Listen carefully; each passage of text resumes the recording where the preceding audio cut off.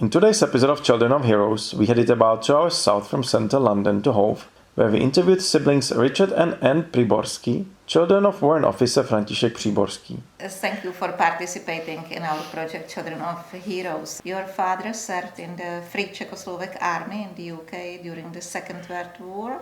In fact, he was military even before the war, but after the German invasion, he joined the resistance. What kind of activities did they do? We knew he'd been involved in some clandestine operation. We knew about the fact that he'd smuggled at least one person out into Poland. Because as we know, under Nazi occupation, men wanted to go to Poland and join the Allies. Yes, well, there's the big story. My father and his Czech partner, Marie Chatardova, they smuggled men out into Poland. They were betrayed, and Marie, she was arrested, interrogated by the Gestapo, and they sent her to Ravensbrück or Ravensbrück concentration camp. They were betrayed. What exactly happened? When they smuggled people out of Czechoslovakia into Poland, they took them up into the woods, up in the Beskidi Mountains, towards the Polish border, and there was a lodge, and they'd stop there overnight. And my father and Maria, they used to rent a room there to put the people in, just to rest before they carried on. But then the owner of the building told the Gestapo what they were doing, and hence Maria was captured. And your father managed to escape to Poland? Mm. Yes, and he joined a group gathering there. He was under some major or colonel, already forming some force of Czech men who wanted to go and fight with the Allies. Then they managed, a few of them in a group, they managed to escape through Romania to Istanbul, then Istanbul to France, where they joined the Foreign Legion. After the fall of France, he That's right, yes, because he fought and was wounded in the fall of France. Yeah, then they were taken to England, and as you know, Chumley Park, the Free Czech Army formed there. My mother and father met during the war at Walton Hall. My mother and a friend said, the Czechs are there, we'll go and see the Czechs.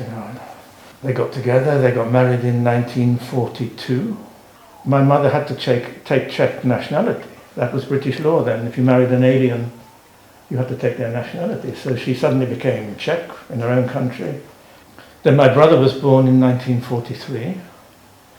Then father went back to France fighting, so my mother never knew if she'd see him again. She lived in Birmingham for a while with my brother. She said she used to hide under the bed with my brother when the bombers came over. And he took part in the siege of Dunkirk. Yes, that was his first action. And after the war he stayed in Cambridge. There was a Czech force that remained behind in Cambridge, and he was the chief instructor in the mechanical division or something. In 1947, my brother was already 4 years old. I was just a few weeks old. This was late 47. My parents were in London with us, ready to go back to Czechoslovakia. Tickets booked to fly from, it was then Croydon Airport. Apparently my father met some Czechs coming out. They got talking, they said, hey, we've come out, we're not happy about what might happen. You better you wait a few months to see what happens. And they decided to wait and see. Then of course, was it February 48? Was the communist putsch. By a matter of a few weeks, we could have had a very different life. They decided to stay. In the 50s, my father was naturalized, got his British citizenship, and he was having articles published in electronics magazines, and so, he was a great engineer. Has he ever returned to Czechoslovakia? And unfortunately, when everything relaxed, the war came down, we invited some of the family over. During the Cold War, obviously, all contact was lost. Even letters didn't arrive anymore. When, because of Anne's visit in communist times and discovered some of the family, then in the, 80s, we would send them parcels. Yeah. You know, basic things like chocolate and razors. But unfortunately, when some of the family came over from Czechoslovakia, my father had already died, so he couldn't meet, because his sister was still alive. The two sisters were still alive when I went there. We found his sisters, but because they hadn't heard anything from him really since just after the war, they'd assumed he'd died, you know, because he'd been injured quite badly, so they thought he must have died of that. But he was injured. He was injured twice, wasn't he? Very badly. Yeah. I was looking the other day at one of his medals for bravery, and the citation said he tried to rescue a tank out of a minefield and was severely wounded. And, brave or crazy, I don't know what. Yeah, a brave man. This is our father in his village. That's him there. All with their ties and their nice hair. But that's obviously pre-war, yes. But my father said in the war he had a lovely, Leica camera. And he said he had lots of photos, rolls of film, but they got lost. So with his motorbike? That's Chumley Park, yeah. Is it? He was a dispatch rider. Yeah, 1940. Yeah. No, I mean, I think he did a lot of brave things, but he was very dismissive of it and said, well, anybody would do the same. Richard, you studied languages and business? Yeah, I studied languages and business. So I always wanted to travel the world. So I joined an American company building oil and gas pipelines in Algeria. A tough regime. Our contract said 7 days a week, 12 hours a day. My first year abroad in Algeria, I worked 365 days. Then they sent me to Iran. So I went to Iran in 1975, where we were also building pipelines. A fascinating country, a wonderful country, the history, culture. In Tehran, you'd have the snow in winter, but then you'd have the Persian Gulf, which could go up to 50 degrees, so a big change. In 1979, I was out one day with my driver, and he was listening to the radio. He said, Mr. Richard, Khomeini coming back. I said, who's Khomeini? But we all know now the famous Ayatollah Khomeini. He was in exile in Paris, I think, isn't he? He came back, and the revolution slowly started at the end of 79. We started by having martial law was brought in, so we had to be in our homes at 6 o'clock at night. Then eventually it got worse, and the whole company had to leave the country. You came back to the UK after? Yes. Then I went into exporting. I worked for various companies in exporting. My favourite part was my last 22 years with a British company that manufactured prosthesis, artificial limbs. Different countries looking at different cultures, how they treat, if you lose a leg. For example, somewhere like some of the Latin countries, like Portugal, everybody wanted it covered. They didn't want anybody to know they had an artificial limb, prosthesis. So they'd have a nice cosmesis cover. I'd go to somewhere like Brazil, especially the youngsters. They'd wear shorts because they want everybody to see their carbon fibre leg, and they were proud of it. And so you're changing people's lives. But no, I had a very interesting career, about 80 countries. But there's still some countries I want to see. You have a small plane. Oh, yes, yeah. How often do you fly? My hobbies, yes, I fly an aeroplane. I cycle a lot. I love cycling. Keeps the mind and body active.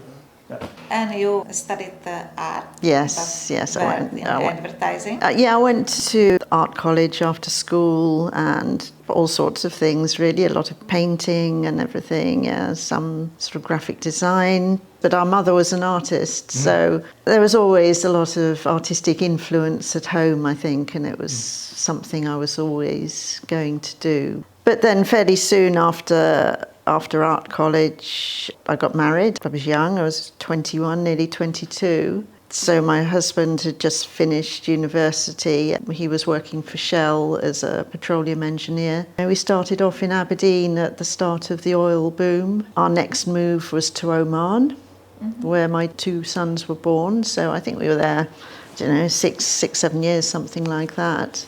Your passion has always been painting? It has, really. What kind of painting Well, you do? these are all mine. Probably, you wouldn't call them abstract, but they're probably maybe semi-abstract, but imaginative. I don't really like sitting in front of something and just copying it, because I think you may as well take a photograph. You know, it's got to evoke some sort of feeling, I think, when you look at it. I think colour's quite the important thing with what I do. A question for both of you. How much do you think your Czech heritage influenced your lives? I think probably not much when we were younger, because we didn't really understand what it was all about, because yes, our father was Czech, but we didn't know any other Czech people. So it was very hard With to the sort Cold of... War as well, there's no contact. Yeah, so I think that's why I was always curious, because I wanted to see what sort of life he'd led. You know, it didn't matter how much he told us, but I still wanted to see for myself. That was why I was sort of determined to go there. And as soon as I got there and saw how everybody lived, then suddenly everything made sense. I think we did feel a little bit different, perhaps, but I can't explain in really what way. So my father had a little tin, actually, or something, with a small pile of photographs in. And every so often I'd say, can you get those photos out, because I want to see that little girl. And when I was young, 5 or 6, everybody said it looked so much like me. So I was always so interested to find out who she was. So my father said, I think she's somebody in the family, but I don't know who. So I was constantly wanting to look at it. When in 1983, when I was living in Oman, I said to Paul, let's go to Czechoslovakia this year. We came back from Oman, went to stay with my parents and said, oh, next week we're going to go to Czechoslovakia. And he said, no, you're not. And I said, why not? He said, because I don't want you going there asking questions. And we said, well, we've planned our trip, we've had it passed by the Czech authorities, and we're going to go. So he realised that there was no point. So I said to him, can I take the photograph of the little girl with me? And he got it out and said, okay, take it. At this point, he was quite ill.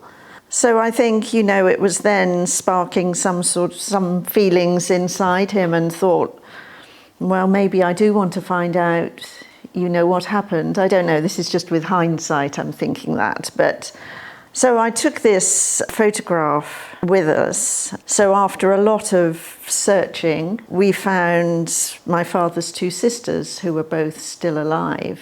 I thought, they'll probably know who this is. So I showed them the photograph, and they went very quiet and then said, no, we don't know who that is at all. But then later on, I found out that actually they did know who it was. My younger sister Jane, since the discovery of the family there, she started going to Czechoslovakia quite a lot to meet family. And Jane met some more of the family, and she said to me, oh, the family have got a Facebook group, she said, which I'm on. Why don't you join it? And I thought, oh, right. I said, because maybe they'd know who this little girl is. She may be part of the step family. So I posted this photograph. One of the females in the step family got in touch with me and said, do you think it could be your father's daughter? And I said, well, no, that's impossible. I said, you know, he would have told us. So she said, yes, fine. And then a few days later, she said, I found an article that I can send to you. And she did a lot of searching on the internet and came across an article which was written by Pavla Plaka about women who'd done extraordinary things during the war but had never been recognised. So Marie Chatardova was one of the people she was very interested in. And then as she sort of dug deeper, found out about the collaboration between her and my father. And then towards the end of the article, it was then talking about the daughter they had together, Milena. Her mother died, so she lost her mother at the age of 2. Our father, in 1946, he went back to try and get custody of Milena. I mean, it was a big secret. Even my mother didn't know about it. I don't know what he was going to say when he brought this child home. But Milan was then with the grandparents, and they wouldn't allow him to take her. But in fact, our father only found out that he had a child at the end of the war. It was only when he met somebody up in Warwick from the same town that said, by the way, you've got a child back there, and he didn't know. Then very quickly after that, we had our first meeting. As soon as you saw her, you could see the family resemblance. So then the following year, Pavla came over with Milena and her husband for a week, and they stayed at my house and all the family. Yeah, it was quite unbelievable, really, after all those years. As I said before, especially for Milena, she lost, lost her mother at the age of 2. She remembers my father trying to bring her back to England when she was 6. Yeah. So she didn't know her parents, then suddenly to discover 5 half-sisters and brothers. When she was a teenager, she found out where my father's sisters were living, and she went to see them, and they told her that he'd died. I mean, they didn't know, they didn't have contact with him. But you know, when I met them, they said they didn't know who she was, but they did. I think they didn't want to upset maybe his family had in England, or who knows the reason behind it.